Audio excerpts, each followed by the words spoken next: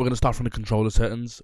For my controller settings, what I am being running is the aiming input device, of course controller, unless you of course mouse and keyboard. I don't actually have a mouse and keyboard settings video, as I don't play mouse and keyboard, so I'm not the greatest person to know what you should run.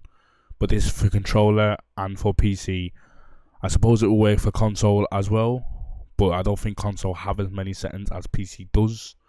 But yeah, just follow this, guys, and you'll see the correct setup.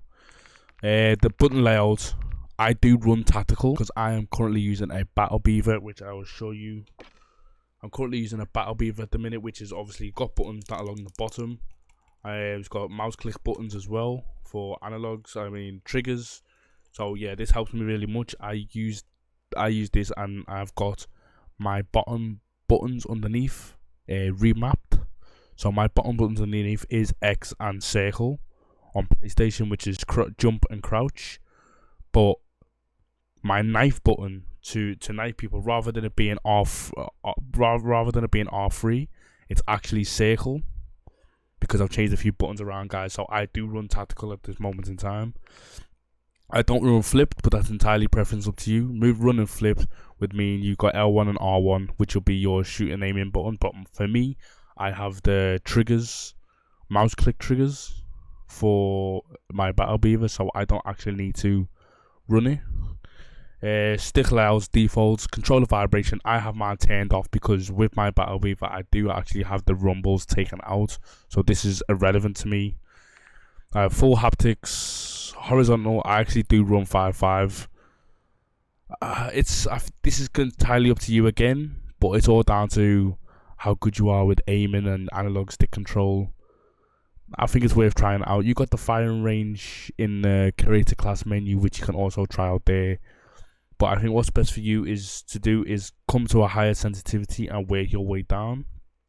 Now, I was on 7.7, but I kept finding out that I kept missing a lot more shots than needed to be missing. So I ended up dropping down to 6.6, but then I tried 5.5, and that's what suits me best. But like I said, guys, it's all entirely up to you. What suits you best? Do a couple of aim training videos, and watch your gameplay and watch how your accuracy is. If you can record yourself, that is, and you'll see huge difference, and you'll feel where you're comfortable at. For me, it is 5.5. Sensitivity multiplier, I actually have them at 1. But I think they're irrelevant because I've actually got this to say this isn't on at the minute. Vertical aim axis, they're all on standard. Aim downside behaviors, hold, automatic tactical sprints, automatic sprints. Equipment behaviors, hold. ADS and melee for weapon mount activation. Interact reload behavior is tap to interact. I do that because I like to tap it to reload. But I did hope they got consensual tap, but they actually haven't on this game just yet. It may come in, it may not, but who knows. Armor play behavior, at the minute this is irrelevant for Warzone, but I would have apply on, because if you can't cancel your reload, I don't actually know if you're going to be able to cancel your plates like you used to be able to in Warzone. So that's the one that would need to be tested out. Over to the advanced settings. So you want to turn your aim assist on. Make sure it's turned on, because I did have a pal who never even had his aim assist turned on, which was, it was chalk from the get-go. Aim assist type. Now this is a huge one. A lot of people like to have it on default, but if you have it on default, you got it on the wrong one. Make sure it is on Black Ops, guys. This is a huge mistake people are making. Make sure it's on Black Ops. Aim response curve, as always, dynamic. The ADS sense multiplier, I keep mine on 1. The ADS sensitivity transition time and instant. Custom sensitivity per zoom is on, and I have them at 0.75 up until the 6x, 7x zoom, and then the rest is for like snipers, which is 1. Input dead zone, it's all down to your controller. My controller is fairly new. I haven't got much wear and tear actually on it, so I just keep it as basic. Really, I think I did change my left trigger and right trigger, and I turned them down. Adaptive triggers, so I did turn them down to 2. Movement behavior, auto move forward off. Tactical sprint behavior is single tap sprint. Ground and mantles off. Automatic airborne mantles partial. Automatic ground mantle is off. Invert slide and dive behavior standard. Plunging underwater in movement. Parachute auto deploy. Like again, that's irrelevant unless you do go on ground war. They do have an option where you can actually pull your parachute when you jump from a plane, which is entirely up to you. Sprint and door bash. I have this on. I did have it off at one point, but I missed the fact of running through doors and making as much noise as possible because I'm that guy. So yeah. Combat behavior. ADS stick wrap off. Backpack off. Weapon mount exit delay medium. Depleted ammo switch on. Quick C4 detonation off. Vehicle camera reset to default. And camera initial position, free look. Scoreboard, map behavior. I have mine on hold because I like to just flick through rather than press it and then have to press it again. So I just hold it and I can just have a look there quick. Ping wheel delay is on moderate. Double tap danger. Ping delay is also on moderate as well. We have got. Right, let's go on to graphic settings. Alright, display mode. I do have this on full screen exclusive, but a lot of people I do know run it on full screen borderless, which it's entirely up to you. That's preference, but I get more frames when I run it on full screen exclusive, which is easier for me. I have my monitor, my display monitor. Make sure your display monitor is captured as the right monitor, as always. Display adapter. Make sure your graphics card is selected, because this is a huge one. Screen refresh rate also. Now people put it on auto, but make sure you put it on what your actual screen refresh rate is, because for whatever reason, if your PC is not running great or whatever may happen, it's going to go to automatically what the PC can handle. Now, I understand that would make more sense, but then you would automatically drop frames and your screen refresh rate because of what your PC can handle. But if it's naturally on what it is able to function at, then you won't be losing much. So yeah. Display resolution. I've actually got mine on 1080p because I did have a problem with my DisplayPort cable, which normally I was getting 1440p, but I've actually changed to a HDMI at the minute. So things are getting actually changed because I've actually got a 1490 which is about to be built.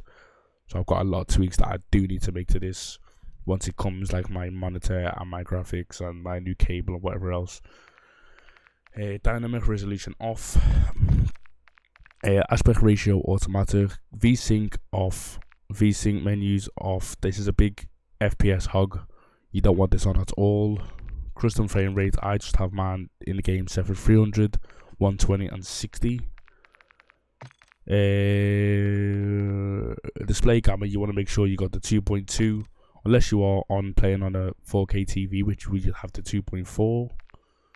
But when you got a game monitor, 2.2 is highly recommendable. Do not change it, you'll be missing out.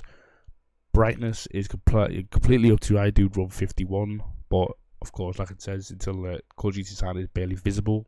But that's down to your preference once again. We have got focus mode is turned off. Right, let's move across to quality. Quality presets. I actually keep mine on custom. Render resolution 100. Validity cast is what you want. And you also want that set to 75 people. The anti-aliasing is the SMAAT2X. Anti-aliasing quality, put that on low. Video memory scale 85. Texture resolution normal. Texture filter anisotropic normal. Nearby level of detail low. Distant level of detail low. Clutter draw distance long. Particle quality low. Particle quality level very low. Bullet impacts and splays is entirely up to you guys. That's whether you want bullets in the walls and whatever else, as the picture does specify. That's entirely up to you. You don't really use much FPS or nothing on that one. Shader quality low. Tessellation on is turned off. Terrain memory max. On demand texture streaming turned off. Streaming quality normal. Volumetric quality low. Deferred physics quality off. Water acoustics off. Shadow map resolution. Back to water acoustics, because this does drop major FPS. So if you have this turned off, then that's where you want it to be. Because you have it turned on, your FPS just drops majorly, and that's where you want to be on playing Modern Warfare at the minute.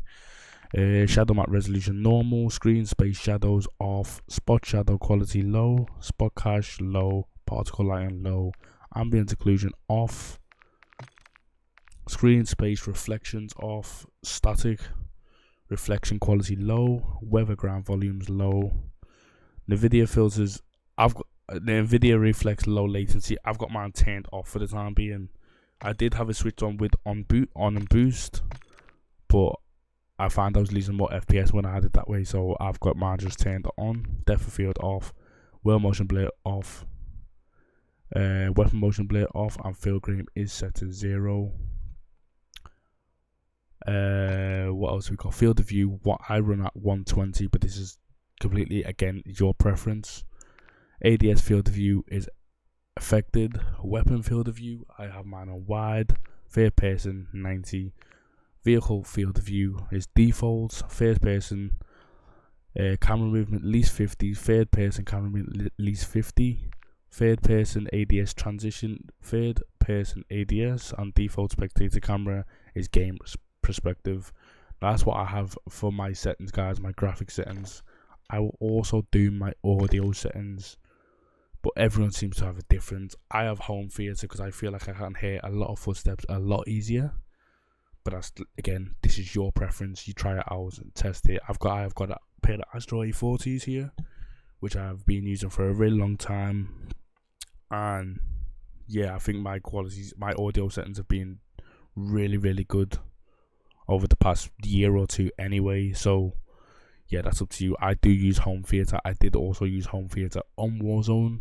So my massive volume is 100, music volume 0, dialogue volume, which is enemy UAV, whatever else, inbound 30, so I can still hear them things. Effects volume, you want to have this on 100 because this is the footsteps volume. Hit marker volume, that's your preference. I have mine on 100 because I like the noise of a hit marker when I'm hitting people. Speakers, yeah, I have subtitles all on, subtitle size default, voice chat volume. All the rest is preference, guys. Whatever you want to do with your voice chat volume. Yeah, I think that is it.